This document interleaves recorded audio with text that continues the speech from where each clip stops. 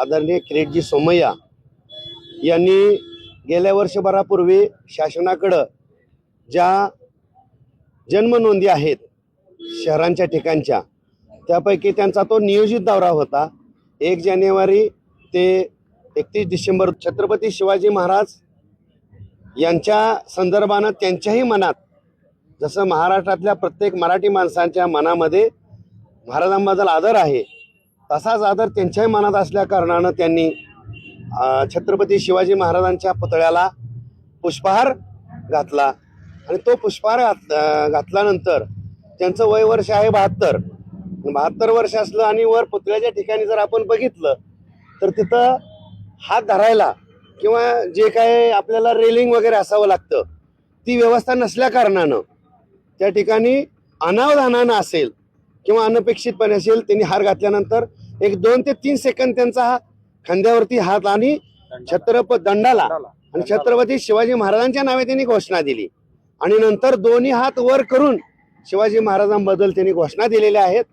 तर दोन्ही हातांनी घोषणा दिलेल्या शिवाजी महाराजांबद्दल जयघोष केलेला हा टीकाकारांना दिसला नाही का, हा माझा त्यांना सवाल आहे. तर ज्यांनी कोणी आक्षेप घेतले असतील, आरोप घेतले असतील, तर त्यांनी लक्षात ठेवावं, महाराज हे अखंड हिंदुस्थानचे आहेत. जसे त्यांना वाटतात महाराज आमचे आहेत, तसे आमच्या सर्वांचे 12 बलुतेदार 18 आलोतेदार 18 पगड जातीचे महाराज आहेत. महाराजांनी काय टीकाकारांना दिसला नाही, गोड गैरसमज असेल तो त्यांनी डोक्यातून काढावा आणि विनाकारण प्रसिद्धीसाठीची जी स्टंटबाजी आहे ती त्यांनी थांबवावी, असं माझं त्यांना नम्र आव्हान असेल. आता जर आपण त्या पायऱ्यावरून वर गेलात तर 2 व्यक्तीच्या वर तिथं कोण उभा राहू शकत नाही.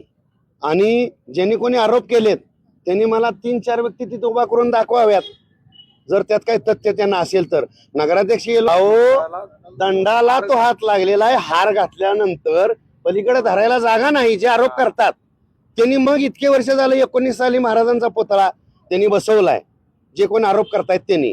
मग इतक्या वर्षात त्यांच्या लक्षात आलं नाही का बाबा एखादा वयोवृद्ध वयानं जास्त असणारा एखाद्या व्यक्ती वर गेल्यानंतर त्याला आधाराला काही नाही, हे त्यांच्या लक्षात आलं नाही का. आता मी काय म्हटलं, अनावधानानं त्यांच्याकडून ते लक्षात आल्यानंतर लगेच त्यांनी हात बाजूला घेतलाय. तुम्ही पूर्ण व्हिडिओ बघा. आणि दोन्ही हातानं महाराजांबद्दल घोषणा दिलेल्या आहेत. आणि मुंबईवरून ते महाराजांचा अवमान करण्यासाठी नाही ना आले, महाराजांचा आदर असल्यामुळंच पहिल्यांदा हार घातला. आणि मग नंतर नगरपंचायतची जी काही चौकशी होती जन्मनोंदीची, ज्या बांगलादेशी हे आरोप चुकीचे आहेत. भाजप हा हिंदुत्ववादी पक्ष आहे. हिंदुस्थानमध्ये महाराजांना आदराचं स्थान भारतीय जनता पार्टीनं पूर्वीपासून दिलेलं आहे. आणि जे कोणाचा आरोप असतील ते कुठल्या तरी नैराश्यपोटी, उदासीनतेपोटी किंवा आकसापोटी आणि राजकीय जे काही बुद्धिभेद करण्याचा त्यांचा प्रयत्न आहे केविलवाना, तो नक्कीच सुज्ञ जनता हे दोघं चौघं ओरडले यांचं कोण मनाव घेतील असं मला वाटत नाही. सुज्ञ जनतेला ज्यांना समजतं कळतं ते नक्कीच या गोष्टी एक बाळात भारतीय जनता पार्टीचा आटपाडी नगरपंचायतची पहिली आणि ऐतिहासिक निवडणूक झाली.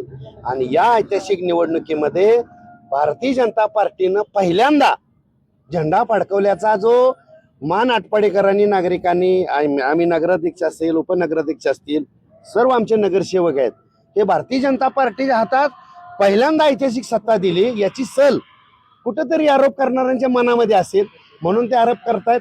नक्कीच त्यांनी आरोप करत राहावे. आम्ही विकासासाठी धूमधडाक्यात आमचे कारभार गेले महिना 1.5 महिन्यात झाला, तुम्ही बघताय.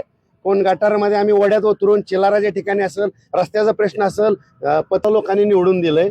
आता त्यांना काळजी लागल्या तिथं भाजपची सत्ता आल्या, पोटसूळ त्यांचा उठलाय, तर त्यांनी वावा खावा आणि निवांत घरी झोपा काढाव्यात, असं माझं त्यांना आव्हान आहे.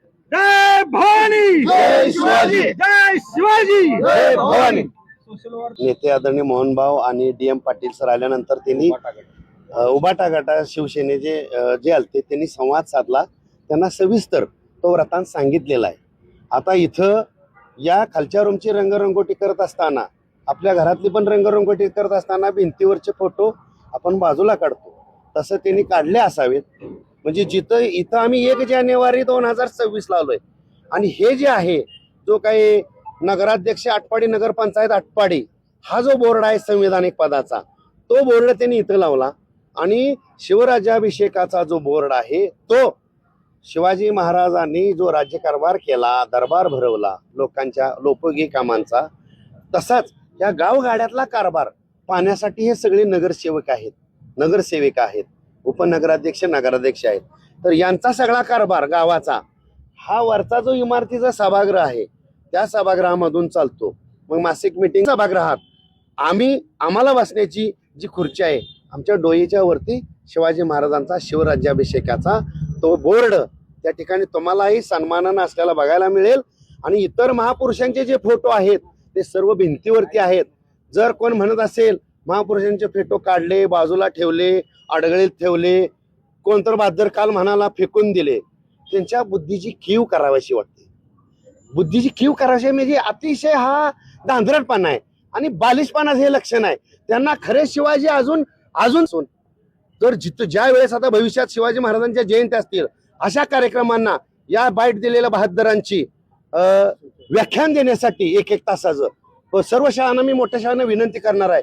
हे सन्माननीय अभ्यासक आहेत, यांना आपण शिवजयंतीसाठी प्रमुख पाहुणे म्हणून बोलवूया. मग खऱ्या अर्थानं मग ते शिवप्रेमी. आणि अजून आता त्यांना 1 वर्ष अभ्यासाला वेळ आहे. 19 फेब्रुवारी आताच झाला आणि पुढच्या वर्षापर्यंत त्यांनी शिवाजी महाराजांचं चरित्र अभ्यासावं. शिवाजी महाराजांनी कोणासाठी कार्य केलं, काय काय केलं याचा जरी अभ्यास केला आणि पुढल्या वर्षी त्यांनी ज्या शाळा आम्ही आता त्यांना नगरपंचायतच्या माध्यमातून शाळांच्या माध्यमातून त्यांना सन्मानानं बोलवू आणि मग खऱ्या अर्थाने ते शिवप्रेमी आहेत त्यांना हे दाखवून देण्याची 1 वर्षभर अजून संधी आहे. तर माझं त्यांना आव्हान आहे, तुम्ही असं समाजामध्ये आटपाडी शहरामध्ये जे सामाजिक स्वास्थ्य आहे असं बिघडवण्यासारख्या काही कमेंट्स, पोस्ट, त्यानंतर तोंडातून जे काही उच्चार केला जातोय हे कृपया टाळावं.